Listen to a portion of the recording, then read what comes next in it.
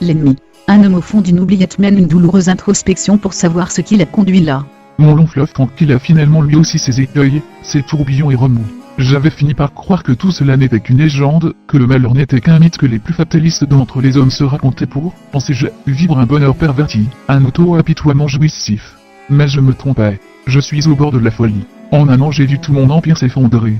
J'ai toujours pensé avoir prise sur tout, ce qui constituait mon microcosme. Jamais je n'ai douté de moi, et de mes aptitudes à tenir les rênes. Mon quotidien me donnait raison. Je voguais de succès en succès, aucun obstacle n'avait pu barrer ma route. C'est à peine si je remarquais les embûches. C'est à peine si je peux les énumérer aujourd'hui.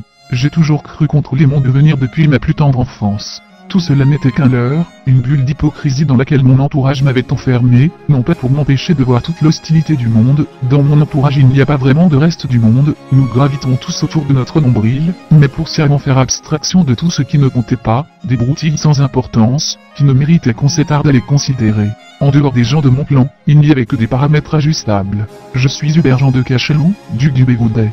J'ai du sang violet dans les veines, pas de l'hémoglobine bleue de fin de race. Aujourd'hui j'avoue volontiers que mes aïeuls avaient la saine habitude de fricoter avec leurs serviteurs. Un grand merci à leur pulsion sexuelle géniale, elles leur ont assuré une descendance issue de brassages génétiques multiples, ne souffrant d'aucune tare liée à la consanguinité. Je n'ai donc reçu d'autre héritage des plus anciens des Cachalous que le patronyme à particules, le titre, les propriétés et la fortune. Je m'en contentais assez pour dire vrai. J'ai passé de longues années isolé dans mon domaine, élevé par maître Camille de Saint-Éloi, un précepteur autoritaire sans doute, mais tout de même assez rebelle à l'égard de mon plan pour devenir la seule personne en qui je voue une totale confiance. Mes parents ne se sont aperçus que très tardivement de l'influence néfaste que cet homme avait pu avoir sur l'héritier Cachalou en le détachant de manière calculée, sournoise et pratiquement imperceptible des valeurs fondamentales trônant sous les armoiries de sa famille. Personnellement je ne remercierai jamais assez celui qui reste à tout jamais mon mentor, même si l'Acheron et le Styx nous séparent aujourd'hui, d'avoir su la dose homéopathique, me guérir de centaines d'années de sédimentation de stupidité. Nous allions droit dans le mur sinon. La noblesse ne peut que muter ou péricliter de nos jours. M'enseignait Camille, savoir relativiser sa vision de la monarchie, être ouvert à ses vassaux et leur doléances, ça n'est définitivement pas une concession très lourde à gérer. La flexibilité est la plus impitoyable des armes de pouvoir. Avec le recul j'ai la preuve indubitable de sa sagesse salvatrice. Il y a une décade de cela, en ces temps de commémoration du bicentenaire de l'avortement de l'insurrection de 1789, un groupuscule d'ouvriers du métal a voulu fédérer les castes de plus mauvaises conditions dans le duché voisin. Ambroise d'Ermenonville, duc d'Amboise, leur seigneur, n'a pas su correctement gérer une crise apparemment bénigne. Ce fut à ses dépens. Je ne m'en plaindrai pas. Ces dégénérés d'Ermenonville sont les ennemis de toujours de ma si glorieuse famille, je ne compte plus les accrochages que nous avons eus adolescents dans les bois limitrophes. Quoi qu'il en soit, Ambroise a voulu mater ce qu'il considérait comme une rébellion à l'autorité du duché en déployant 10 corps de fantassins autour de l'usine Mutine. Tout a fini dans un bain de sang. La population d'Amboise dans ce climat électrique se serait bien évidemment insurgée contre leur duc, si je n'étais pas intervenu. Tout n'était pas gagné d'avance pourtant, je traîne un patronyme assez pénalisant pour négocier avec le peuple, et lui faire entendre raison. Mon ancêtre Armand de Cachalou était un proche de Lafayette. Il lui a conseillé de rompre l'alliance avec les insurgés des colonies anglaises d'Amérique, car les valeurs dangereuses qui les animaient pouvaient porter discrédit à l'autorité du roi de France. La perfide Albion était certes une ennemie de taille. Affaiblir ses positions en territoire américain était capital du point de vue stratégique, mais nous n'allions tout de même pas cautionner ceux qui osaient porter ombrage à la légitimité divine des monarques. Lafayette a suivi les conseils de mon aïeul. Ils sont tous deux retournés en France. Les idéaux démocratiques américains sont mornés, les Anglais ont violemment maté l'insurrection et bien qu'une dernière étincelle de vie, et porté ces idées malsaines outre-Atlantique jusqu'aux oreilles de conspirateurs ayant pour but symbolique de prendre la Bastille, Lafayette et mon ancêtre ont facilement pu étouffer le poussin dans l'œuf. Bien sûr des milliers de révolutionnaires ont trouvé la mort sous les tirs des canons, le peuple s'en souvient et c'est pour cela qu'il n'en garde rancune à mon égard, mais la monarchie en est sortie plus forte et c'est ce qui compte. Ce jour-là, en emploi, en tout cas, mon atavisme ne m'était pas d'un grand secours, au contraire. J'ai suivi à la lettre les conseils de Camille, qui avait vu juste comme à son habitude. Tu vas défier Ambroise d'Ermenonville en duel. Mais que n'a-t-il, lui qui m'avait injustement puni chaque fois que j'avais voulu me battre contre ce paltoquet étant jeune pour défendre ce que je croyais être l'honneur de ma famille. Écoute-moi bien. Débarrasse-t'en, tue-le. Range-toi aux côtés d'un peuple bafoué. Tu lui apporteras la vengeance qu'il réclame, et par la même occasion tu feras revenir l'ordre et la confiance en la justice des nobles. Voilà qu'en cette chaude journée de juillet 1989, je me retrouvais face ou plutôt dos à dos contre ce chétif et maigre duc d'Amboise, dans la jolie cour en fleurs de son château, prétextant un affront de taille méritant réparation, une erreur politique grave aux conséquences, on ne peut plus hasardeuse pour l'avenir de la région.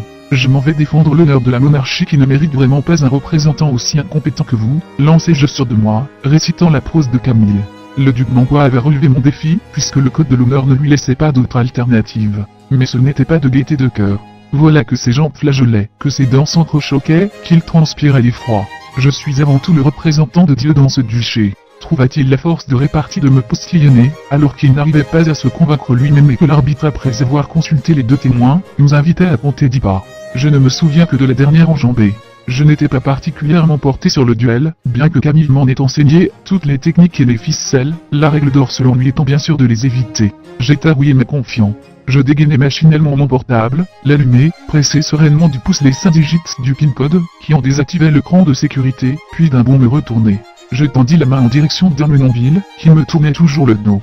J'eus la pitié d'attendre quelques centièmes de seconde, qu'il me fit face avant de presser la touche étoile, et de projeter une décharge magnétique en plein sur son front. Je le vis s'affaler, pris d'une violente crise d'épilepsie. Il ne s'en remit jamais. Une personne souhaite ma mort aujourd'hui. Si Ermenonville n'était pas cloué sur son lit, tétraplégique, suite à cette altercation, je penserais bien entendu qu'il s'agit de lui. Le peuple et le roi m'ont encensé à la suite de ma victoire comme le pressentait Camille. Louis XXII me confiait même emploi en tutelle puisqu'Ermenonville n'était d'une part plus en mesure d'assurer sa fonction, et qu'il n'avait eu par ailleurs, ni le temps ni les penchants pour se trouver une épouse ayant assuré une relève. Qui d'autre que lui pourrait m'en vouloir à ce point, au point de me harceler pendant toute une année, de s'acharner à petit feu avec autant de sadisme sur mon entourage et ma personne, au point de me rendre fou, de me faire perdre la face, de me ruiner, de me porter discrédit et m'humilier publiquement, de vouloir me traîner plus bas que terre, me torturer, me faire connaître l'enfer ici-bas, avant de porter l'estocate finale, le coup de grâce qui m'expédiera dans les limbes, plus très loin en somme. Il lui suffira d'une pichenette. Mais qu'il se montre, nom de Dieu, que ce pervers trouillard se montre. Ou peut-être que, oui, l'année précédant la mort de mon père, avant que je ne prenne prématurément les commandes du Bévaudet, je rencontrai Madeleine sur les bancs de la faculté de droit. Ce fut le coup de foudre dès le premier regard. Le début d'une histoire d'amour sans commune mesure, d'un sentiment profond qui perdure toujours 15 ans plus tard avec la même ardeur, la même foucasse et prémices. Jamais je n'ai aimé comme j'ai aimé Madeleine. Notre mariage, nos enfants, le temps dont rien n'altérait notre amour passionnel. J'étais timide pourtant au départ, troublé par un sentiment envahissant et soudain que jamais je n'avais ressenti. Je ne savais trop comment l'aborder, comment engager la conversation avec elle. Camille n'était pas là pour me donner de bons conseils. J'ai fait preuve de mille maladresse. Madeleine avait monopolisé mes pensées au point que j'en avais raté mes partiels, au point de ne me lever tous les jours que pour lui voler un sourire dans l'amphi. Le reste ne comptait plus. Je remarquais bien qu'elle aussi ne me quittait pas des yeux, qu'elle me dévorait du regard, mais inconsciemment je m'interdisais de l'aborder. Je savais que j'avais gros à perdre, si j'essuyais un refus de sa part, que jamais plus je me m'en remettrais. J'appris plus tard qu'elle avait eu la même crainte envers moi. Nous nous évitions donc. Ce petit jeu ne dura pas moins d'un trimestre.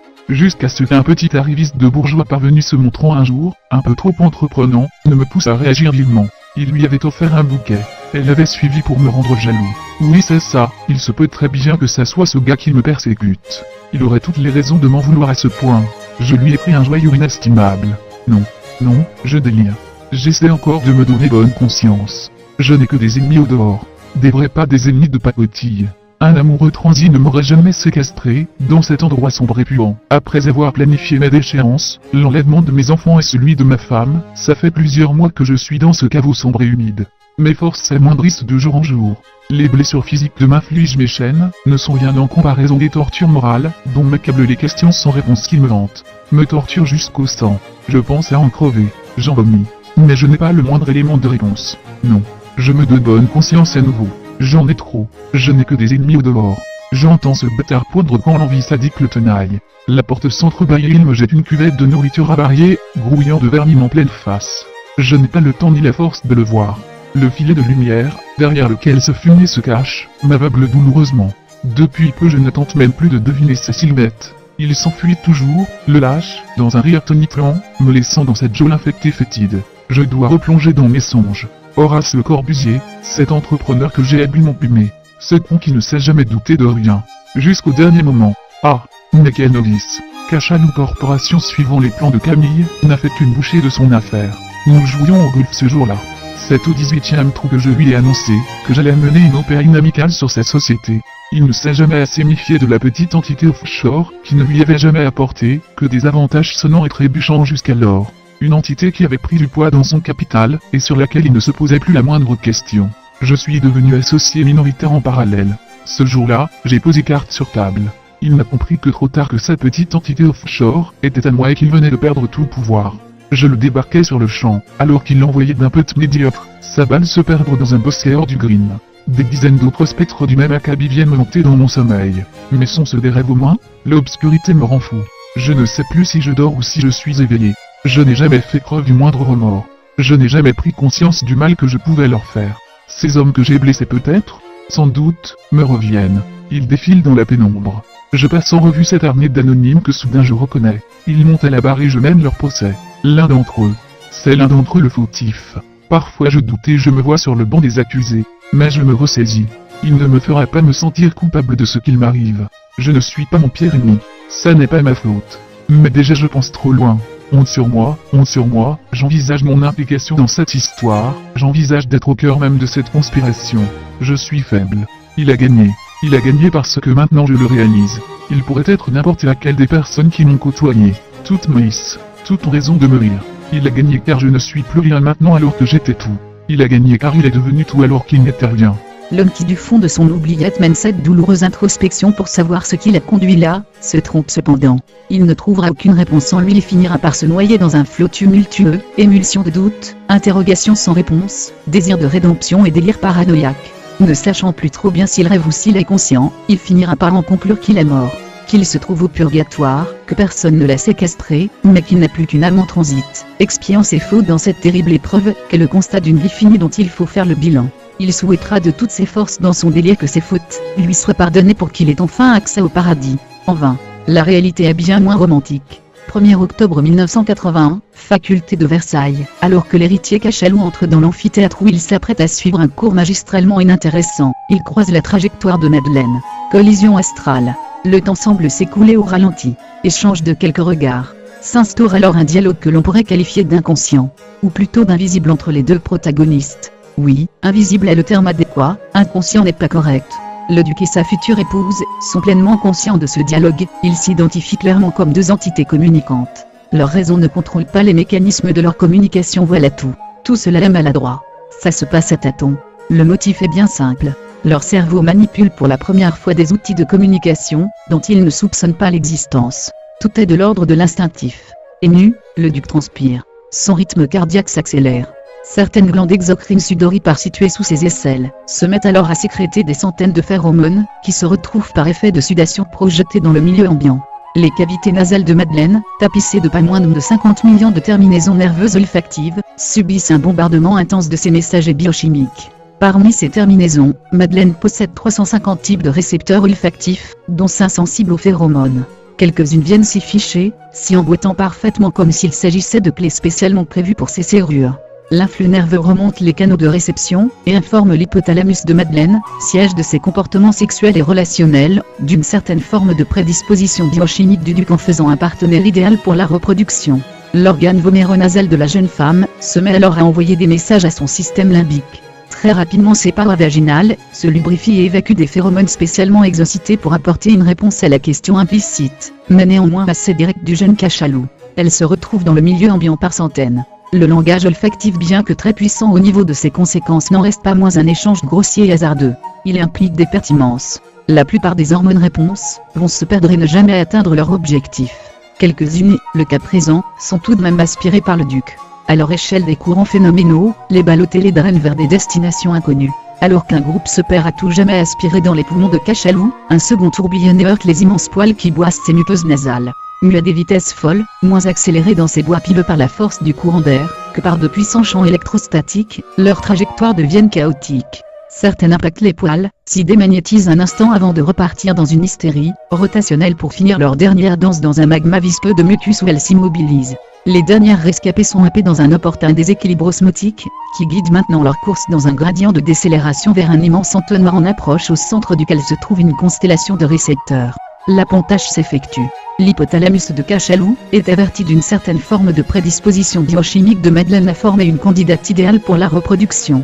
C'est le coup de foudre. Au même instant, dans l'amphithéâtre, Miguel Vasquez, technicien de surface en période probatoire, se hâte de finir son service matinal. Les premiers étudiants s'installent déjà, sur les bancs les plus élevés de l'hémicycle. Il est en retard. Les autres membres de son équipe ont fini leur secteur et son supérieur semble le blâmer du regard près de l'entrée de service, lui exprimant toute son impatience et son mécontentement d'un petit tapotement de pieds secs et périodiques sur le sol. Miguel est un ressortissant de l'Union des Royaumes Ibériques ayant émigré clandestinement vers la France. Il est loin de se douter qu'une des mutations naturelles, dont il a fait l'objet suite à la fécondation dont il est le résultat, une mutation bénigne parmi tant d'autres mutations, et dont les caractères n'ont jamais eu la possibilité de s'exprimer, une anomalie endormie dans son ADN, est sur le point de changer radicalement sa vie. Pressé de finir la rangée qu'il balaie, Miguel traverse à toute allure l'intervalle qui sépare Cachalou de Madeleine. Ce faisant, il crée une dépression d'air, qui génère un vortex saturé de phéromones du duc qui virevolte devant lui, anticipant sa progression. Il finit par prendre une inspiration, et inhale une bonne dose d'entre elles. Certaines se fichent dans des récepteurs olfactifs, qui vont en analyser la structure chimique, et en transmettre la teneur à son cerveau. Il esquisse une grimace de dégoût, et expire violemment l'air contenu dans ses poumons. Les phéromones sont arrachés des récepteurs durant l'opération, la plupart est expulsée dans le milieu ambiant. Une seule extirpée du mucus dans lequel elle s'était embourbée, enrobée d'un fin filet gland et gélatineux dorénavant, va se ficher sur un récepteur phéromonal du technicien. Un récepteur qui n'avait jamais servi jusqu'à présent, car n'ayant jamais rencontré de molécules clés, s'emboîtant parfaitement à son orifice. L'improbable se produit alors. Les chances de cette rencontre cosmique étaient bien minces pourtant. La mutation de Miguel peut maintenant s'exprimer. Dans les cellules avoisinant l'incident, des brins d'ARN sont expulsés des noyaux. Des protéines sont construites à partir de ces plans de construction. Elles sont censées représenter des ribosomes, dont la fonction exacte serait de soustraire les phéromones bloqués dans les récepteurs. Cependant la mutation de Miguel induit une production altérée de ces molécules spécifiques, qui ne peuvent plus assurer leur rôle. La phéromone du duc reste à jamais bloquée dans le récepteur générant un stimuli résiduel irradiant continuellement d'une information permanente le cerveau de libère. On dit souvent d'une personne qu'on ne peut pas la sentir. Cette expression tire ses origines d'une interprétation pressentie de faits, qui se déroulent réellement à des niveaux microscopiques. Il est tout à fait possible d'éprouver de l'aversion envers une personne sans qu'aucune raison valable et réfléchie ne puisse en expliquer les causes. Le motif serait purement biochimique. L'influx nerveux remonte les canaux de réception et informe l'hypothalamus de Miguel, siège de ses comportements sexuels et relationnels, d'une certaine forme de prédisposition biochimique du duc en faisant un ennemi idéal, un être exécrable qu'il faudrait détester de tout son cœur, alors qu'il ne le connaît même pas. L'organe voméronasal du jeune homme se met alors à envoyer des messages à son système limbique. Il est fortement irrité. Il tourne la tête et découvre l'adversaire atavique, que ses gènes le poussent à anéantir. Il vient de tomber, haineux, du duc, tout comme au même instant Madeleine en est tombée amoureuse. Haineux d'une haine qui, de par cet art génétique, ne va cesser de croître au fur et à mesure que la journée va s'écouler. Troublé de plus en plus par ce sentiment nouveau, qui le hante et qui l'intrigue, Miguel ne cesse de guetter Cachalou tel un prédateur. Il souhaite lui exprimer toute la haine qu'il ressent à son égard, mais il perçoit comme une sorte de gêne et de honte en parallèle. Sa raison le retient. Il est comme prisonnier d'une certaine forme de timidité. Cachalou devient l'objet de son désir. Tout son corps tel une drogue va en être imprégné. Il en sera obnubilé. La haine passionnelle du duc va devenir la seule et unique raison d'être de Miguel. Il en perdra tout le reste. Son travail, son équilibre mental, son sommeil, son appétit. La haine de Cachalou devient le besoin prioritaire de son corps. Il doit franchir le pas et la lui manifester. Pendant des mois, Miguel phagocyte ses sentiments.